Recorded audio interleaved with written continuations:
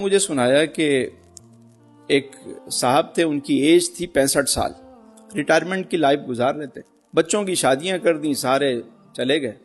खुद और मिसिस के साथ दोनों रहते थे अपने पुराने घर में, जिसमें जो घर था उनका।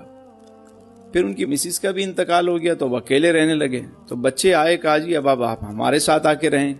वो कहने लगे कि नहीं, मैं कहीं नहीं जाऊंगा। चिड़चिड़ापन हो गया तबीयत में और एंजाइटी और डिप्रेशन होने लगा। तो बच्चे एक कंसल्टेंट के पास लेकर गए और वो कंसल्टेंट भी उनका दोस्त था। तो उसने कहा भाई मेरी बात तो समझते हो ना आप? हाँ। मानोगे? कहा ये बताओ कि कोई जिम्मेदारी बाकी है? कहा नहीं जी, कोई जिम्मेदारी बाकी नहीं। कहा अच्छा ये बताएं कि कोई ख्वाहिश बाकी है? कहा जी एक ख्वाहिश है। कभी मैं सोचता था कि किसी 7 स्टार होटल में, 5 स्टार होटल में कोई रात गुजारूं, पर मैं गुजार नहीं पाया।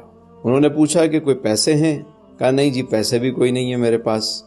कहा कोई और चीज? कहा नहीं जी, मेरे पास बस एक प्रॉपर्टी पड़ी हुई है। कहा कितने की है? बोला 8 करोड़ रुपए की है। कहने बेच दो। कहने क्या बात करने में, तो बच्चों की, बोलो बच्चों को तो दे चुके हो, सब सेट है, अब तुम अपनी फिक्र करो। कहा मैं क्या करूंगा बेच के? कहा मैं बताता हूँ।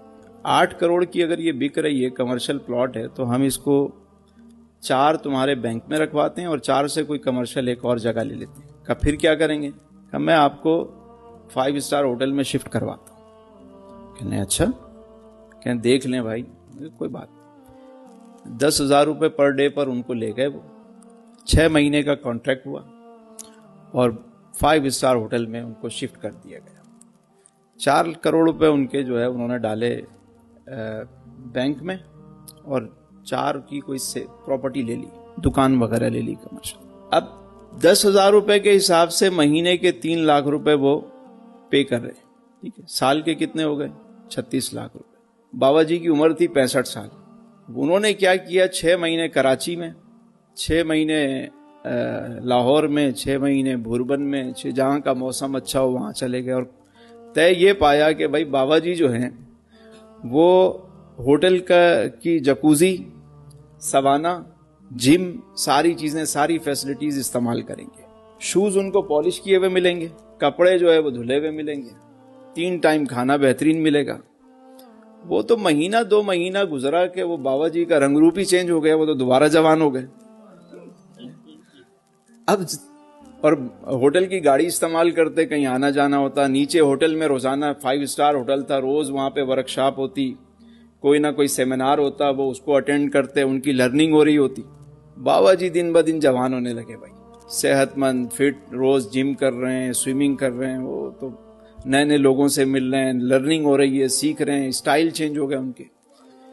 तो वो मजीद जो है वो तकरीबन 7.5 साल जिंदा रहे बाबा जी, और वो 5 स्टार होटल में रहते थे।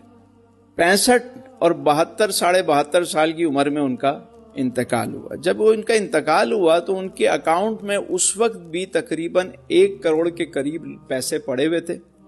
और जो प्रॉपर्टी उन्होंने जो है वो 4 करोड़ में खरीदी थी, उसकी कीमत 8 करोड़ हो चुकी थी। समझ रहे?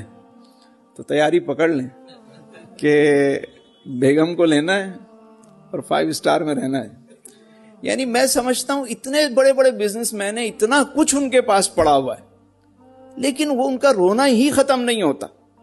अरे मैंने कहा यार एक चीज खुली करा लो, तुम सुकून से जिंदगी गुजार लो अपनी।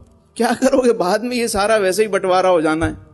मरने वाला वो वाहिद शख्स है जिसका अपनी विरासत में कोई हिस्सा नहीं है, सब बांट दिया जाता है। कितना है बदनसीब जफर दफन के लिए, 2 गज जमी भी न मिली कुए यार में।